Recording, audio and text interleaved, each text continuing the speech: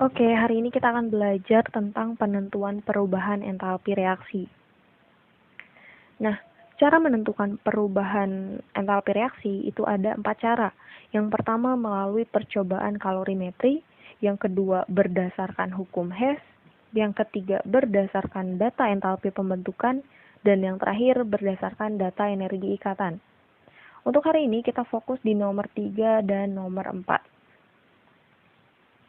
Oke, pembahasan yang pertama kita akan membahas tentang data perubahan entalpi pembentukan standar. Nah, entalpi pembentukan standar atau yang sering kita sebut sebagai delta HF0 itu merupakan entalpi reaksi pembentukan suatu senyawa yang diukur pada keadaan standar. Yang mana keadaan standar ini tuh suatu keadaan pada tekanan 1 atm dan suhu 25 derajat Celcius. Nah, dengan menggunakan data delta HF0, perubahan entalpi reaksi atau delta H, oke ingat delta H dengan delta HF0 itu beda, jadi jangan tertukar, maka dapat dihitung menggunakan rumus. Nah, delta H reaksi sama dengan sigma N kali delta HF0 produk dikurang sigma M dikali delta HF0 reaktan. Nah, sigma di sini itu berfungsi sebagai penjumlah. N di sini itu berperan sebagai koefisien produk dan M di sini itu berperan sebagai jumlah koefisien reaktan. Atau rumus lain yang bisa digunakan itu delta H reaksi sama dengan sigma N kali delta HF0 kanan atau ruas kanan dikurang sigma M kali delta HF kiri atau bagian kiri. Nah, supaya kita lebih mudah untuk memahami rumus ini, coba kita aplikasikan ke dalam contoh soal. Nah, di sini ada contoh soal yang pertama, yaitu diketahui delta HF0CO sebesar minus 110,5 kJ per mol. Kemudian delta HF0CH3OH atau metanol itu sama dengan minus 239 kJ per mol. Pertanyaannya, tentukanlah perubahan entalpi reaksi antara karbon monoksida atau CO dan hidrogen atau H2 untuk membentuk metanol. Nah, cara untuk menjawab soal ini, itu yang pertama, tuliskan persamaan reaksinya.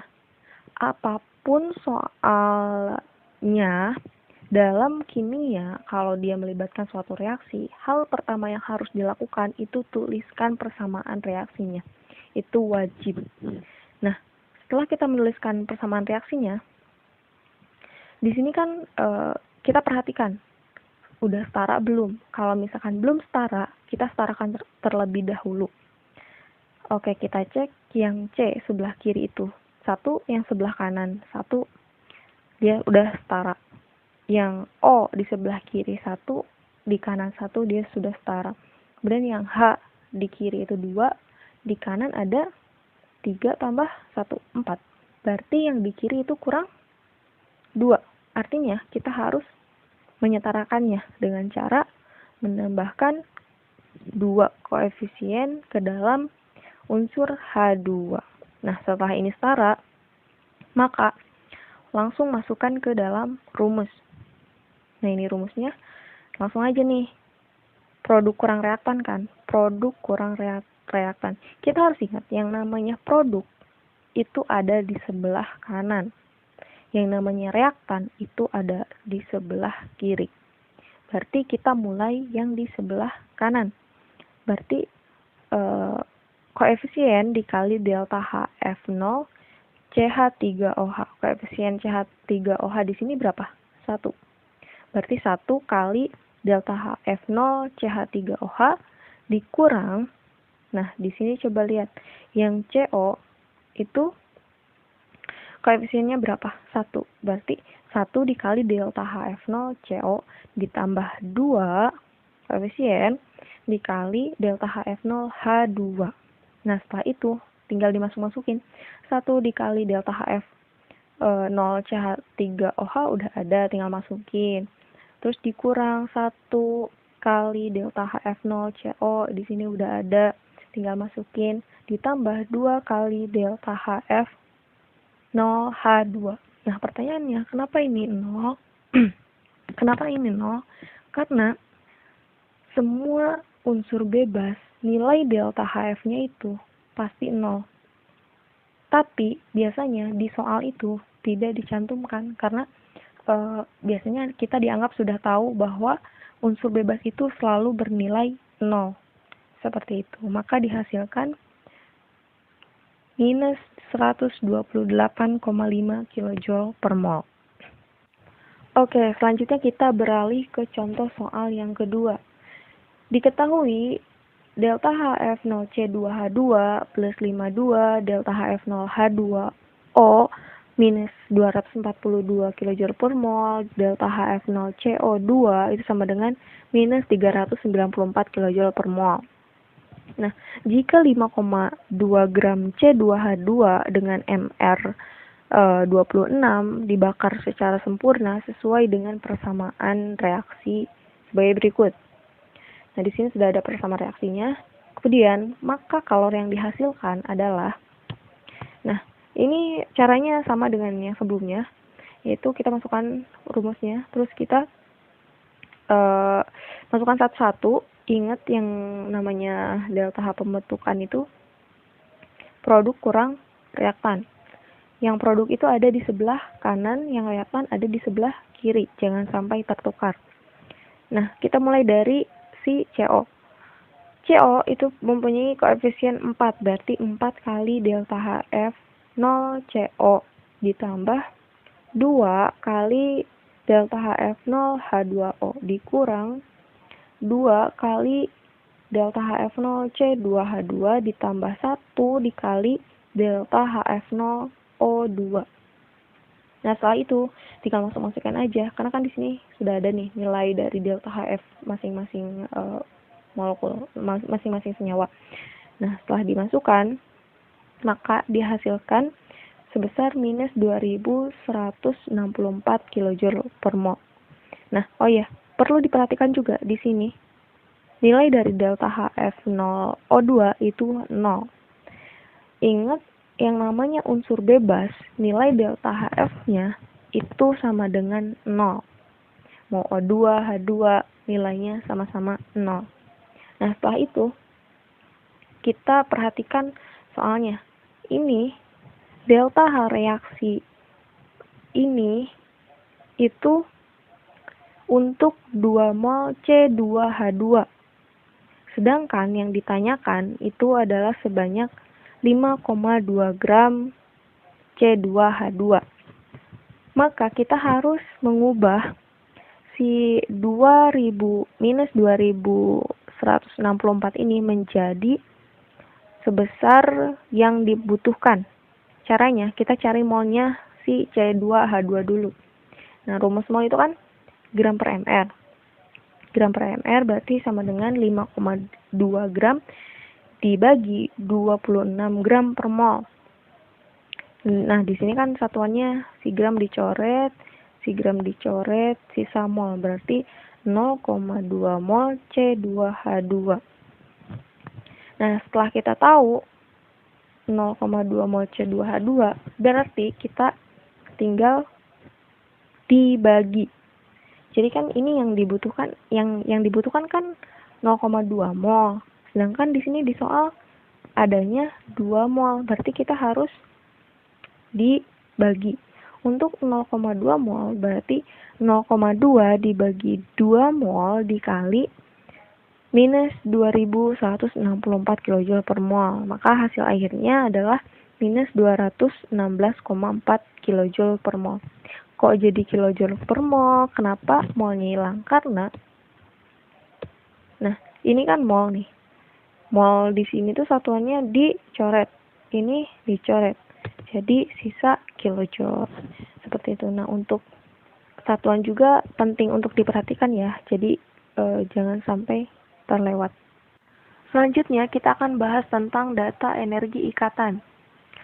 Reaksi kimia terjadi dalam 2 tahap, yaitu tahap pemutusan dan tahap pembentukan ikatan baru.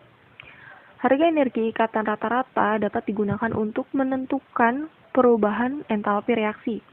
Berikut rumusnya. Rumusnya itu delta H reaksi sama dengan sigma M kali EI pemutusan dikurang sigma N kali EI pembentukan. Ini tidak tertulis. EI ini itu adalah energi ikatan. Rumusnya itu hampir sama dengan yang sebelumnya, hanya saja untuk data energi ikatan itu kebalikannya. Tadi kan kalau di yang pembentukan itu yang sebelumnya itu kan produk kurang reaktan. Nah, kalau ini itu reaktan kurang produk.